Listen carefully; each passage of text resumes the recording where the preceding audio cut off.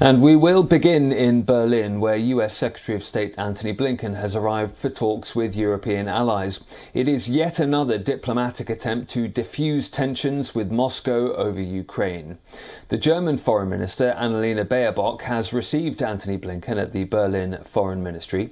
The foreign ministers of France, Germany and the US, along with the UK's junior foreign minister, have posed for a photo op before heading in for the round-table talks. Secretary Blinken is scheduled to give a speech in Berlin as well, and also meet with the German Chancellor. The speech will try and cast the crisis of Ukraine as a critical moment for the rules-based international order.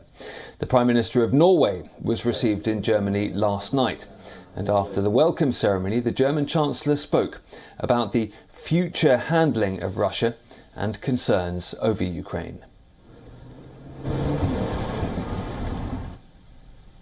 Of course, we will also discuss current security policy issues which worry both of us. Here, I am obviously first and foremost thinking of the situation in and around Ukraine and the future handling of Russia. Just yesterday, I was able to address these issues with another Norwegian, if I may put it this way, with NATO Secretary Stoltenberg, with whom you, Jonas, worked closely together in the past and whom you know very well.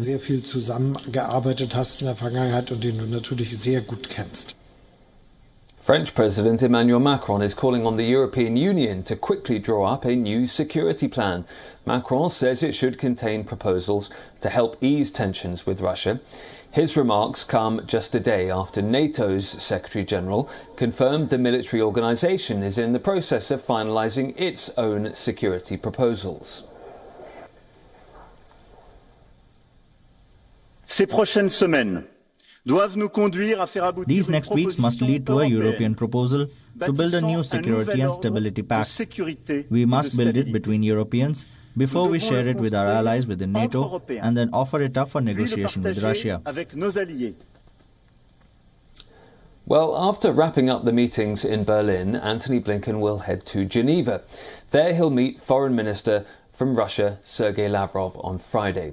Blinken says he won't present a formal response to Russian proposals on the Ukraine crisis. He says the two sides need to explore common ground. Blinken insists that some of the Russian ideas presented by Moscow were clearly absolute non-starters, such as barring Ukraine from joining NATO. We will continue our relentless diplomatic efforts to prevent renewed aggression and to promote dialogue and peace. At the same time, we continue to bolster Ukraine's ability to defend itself and make clear the costs that the United States and Europe will impose on Moscow if it rejects the diplomatic path that we've laid out and proceeds with an unwarranted, unprovoked, unacceptable invasion or destabilization of Ukraine. Meanwhile, in Washington, the US president's been predicting that Russia will make a move on Ukraine, but says Vladimir Putin may not want a full-blown war. Joe Biden is warning that Russia would pay dearly in case of a full-scale invasion, but also at first appeared to suggest there would be a lower cost for what he called a minor incursion.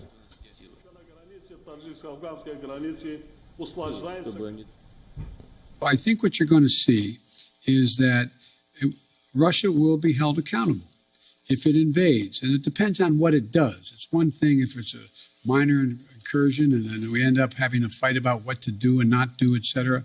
But if they actually do what they're capable of doing with the force amassed on the border, it is going to be a disaster for Russia if they further invade Ukraine, and that our allies and partners are ready to impose severe cost and significant harm on Russia and the Russian economy. Well, that led to rapid clarifications from the White House that any incursion by Russia onto Ukrainian soil would lead to significant consequences. Joe Biden says a third summit with Vladimir Putin is still possible. The two leaders met twice last year. Biden says his administration's prepared a broad set of sanctions and other economic penalties to impose on Russia in case of an invasion. Satellite imagery by Maxar Technologies shows Russian forces in 4 locations in western Russia close to the border with Ukraine.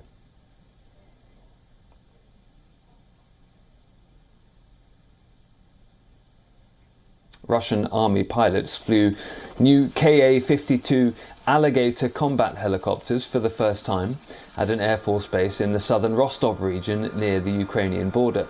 The new helicopters are a modernised version of an older Ka-50 Black Shark type. According to the Russian Ministry of Defence, the improved battle assault systems allow the helicopters to engage in combat at any time of the day and in any weather conditions.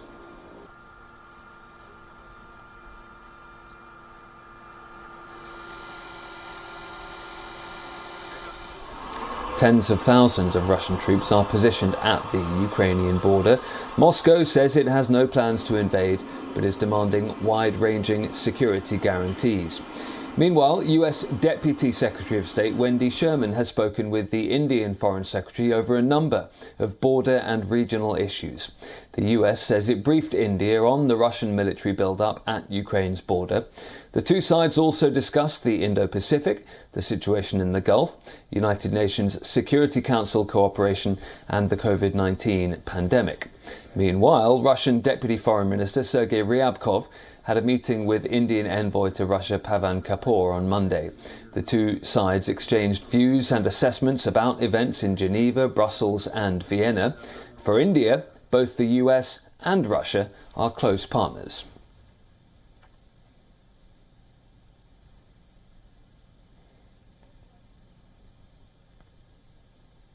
The British government is lifting almost all COVID restrictions across England. Mask wearing will not be compulsory anymore. Guidance to work from home will end, and COVID passes won't be required for access to big events. The legal obligation to self-isolate after a positive COVID test could lapse on or before March the 24th. Britain was the first country to limit international travel over the Omicron variant and one of the first to introduce work-at-home advice, more mask wearing and vaccine passes. Cases have soared to record highs, although they're now falling again, but hospitalisations and deaths did not rise by the same extent we saw in previous waves.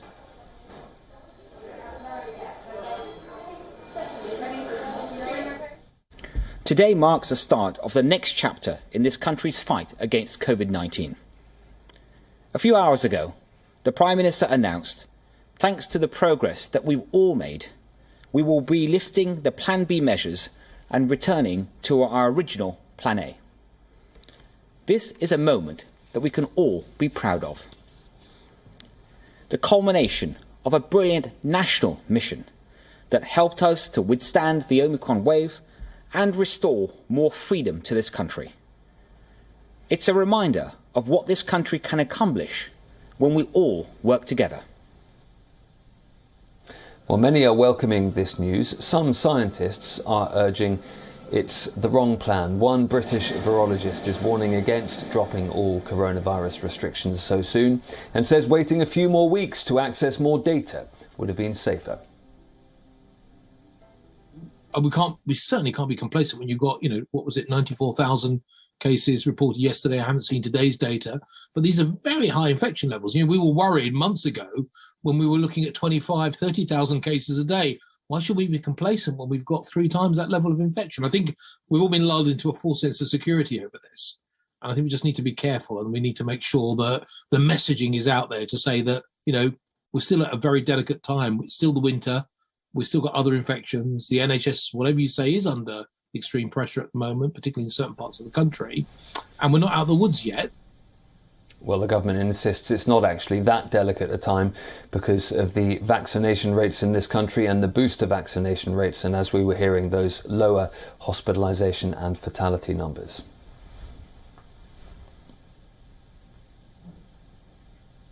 Greece has begun imposing recurring fines on unvaccinated senior citizens.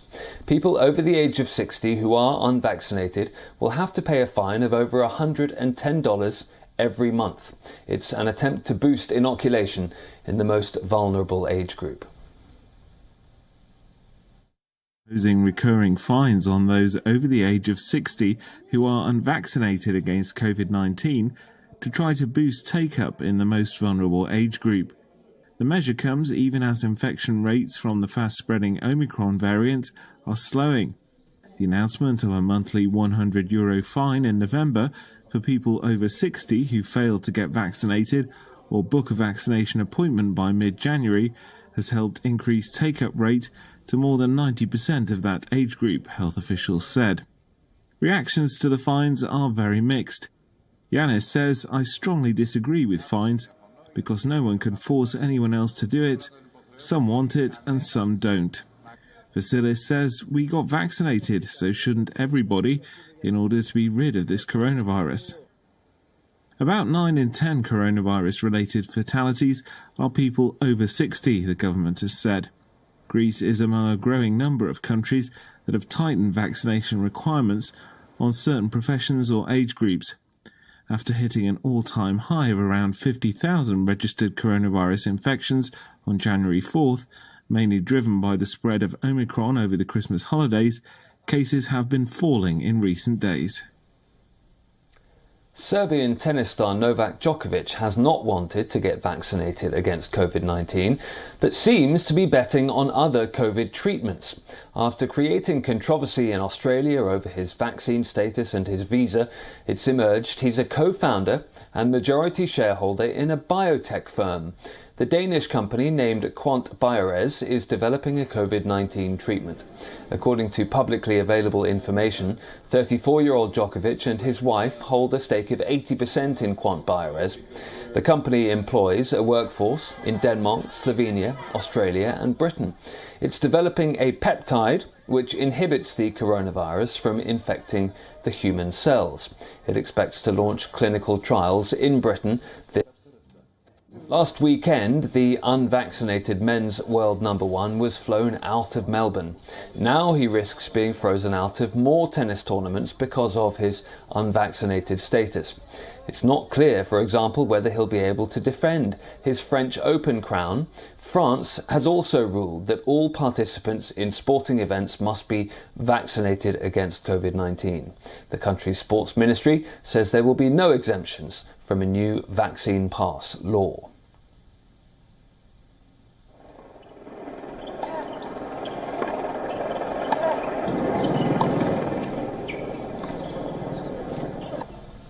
North Korea says it will bolster its defences against the United States and consider resuming all temporarily suspended activities.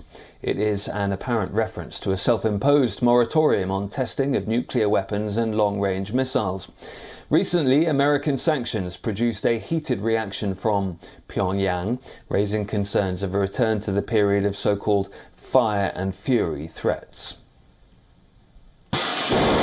North Korea may resume tests of its nuclear weapons and intercontinental ballistic missiles. State media KCNA said Thursday that Pyongyang was considering lifting a self-imposed suspension on those activities.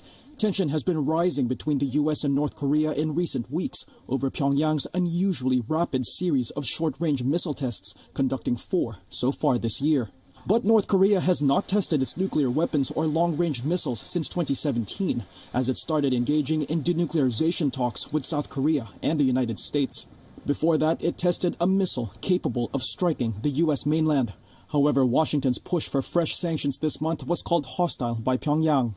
Its powerful Politburo of the Workers' Party said the U.S. has reached a danger line, citing its continued joint drills with Seoul and its repeated calls for sanctions. The U.S. State Department and White House did not immediately respond to a request for comment. Pyongyang has defended the missile launches as its sovereign right to self-defense and accused Washington of applying double standards. Yemen's long war has brought large-scale destruction and hunger. With no food aid and aid supplies, Yemenis are struggling day in, day out to keep themselves alive.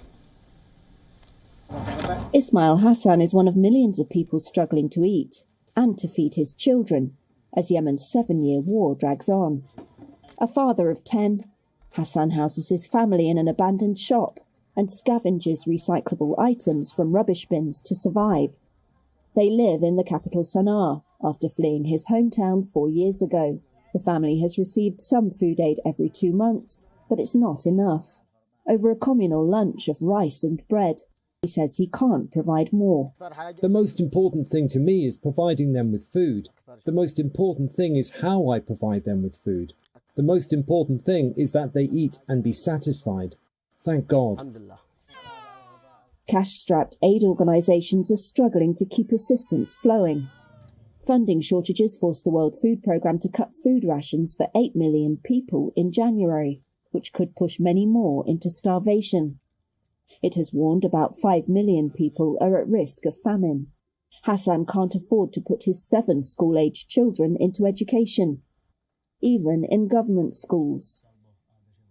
It wasn't like this when they lived in the Red Sea port city of Hodeidah. Before war forced them to move, they had food, Hassan said.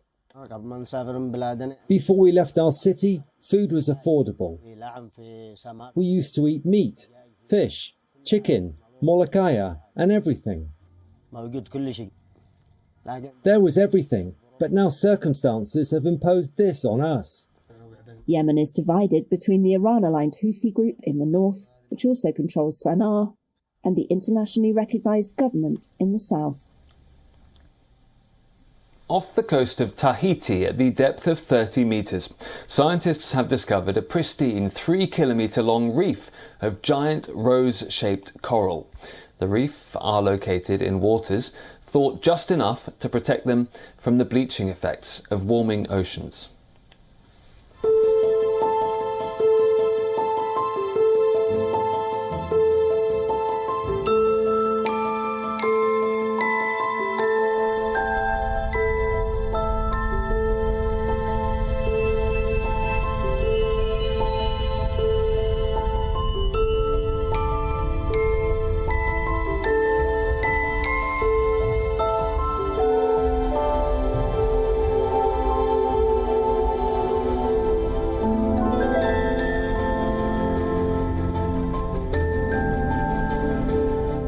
The science team that took part in this expedition discovered an amazing new discovery, a coral reef system that basically is sitting at quite an impressive depth of between 30 to 70 meters, and which is really quite extensive, about 3 kilometers long in shape, and in very, very good condition. So, generally coral reefs are found up to 25 meters in tropical systems, so it's quite impressive to find such system in a very good state of health at that sort of depth.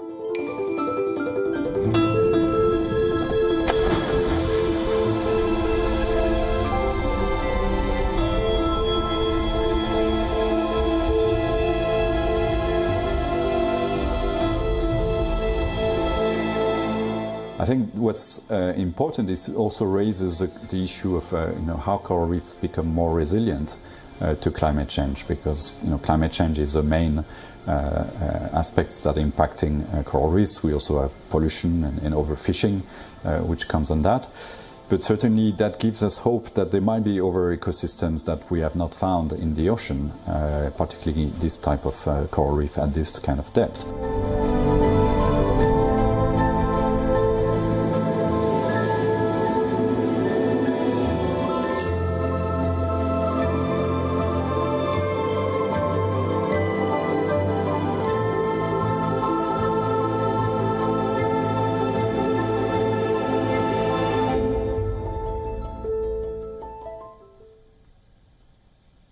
People in the Netherlands are opening museums and concert halls to make a point against the government's COVID rules. The venues opened briefly in protest against continued closure under COVID-19. They offered yoga sessions and haircuts during a live symphony. From Van Gogh in Amsterdam to Frans Hals in Haarlem, a number of famous museums across the Netherlands opened at the risk of being fined.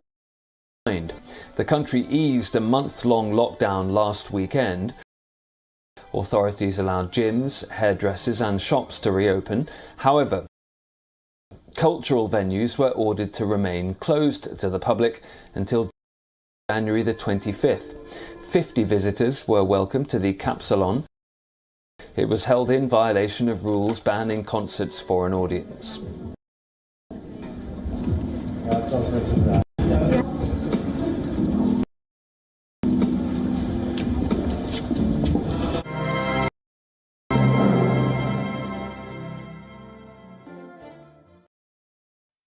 Yes, it was very fine. It's so beautiful to be here. Now in these days when there's no possibility for opening the culture sector, so I like to support it, and I work myself also in the sector. So naturally I want public for the concerts. And that's nice also that my haircut is also done today. So 2 things in one time. And it's my dream to be there as conductor. So. We're organizing this to make the point that we think the culture is also according to the rules. There's plenty of social distancing, there's lots of space, lots of fresh air. And we think we just really don't understand why we're closed and a beauty salon is open at this point. Guests wore masks and were socially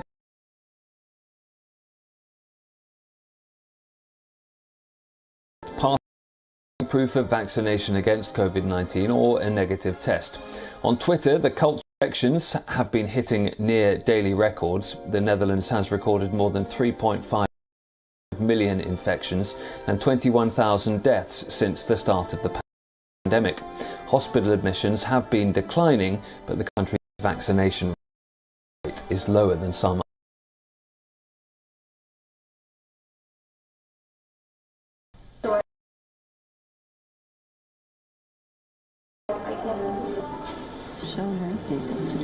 The Berlin Film Festival is back with live screenings, guests, red carpets and competitions. This year sees something of a shift away from hard-hitting political dramas, with the theme for 2022 being love.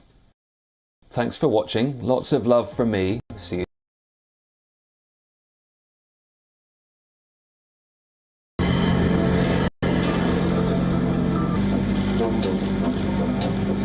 Never before we have seen and welcomed so much love, which is, after all, what all encounters are about deep down.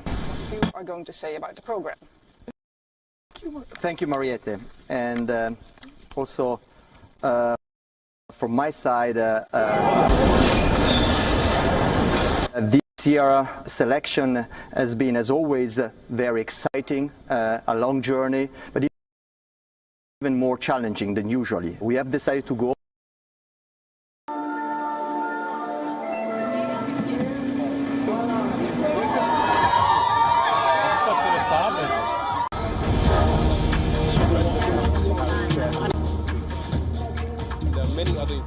Arab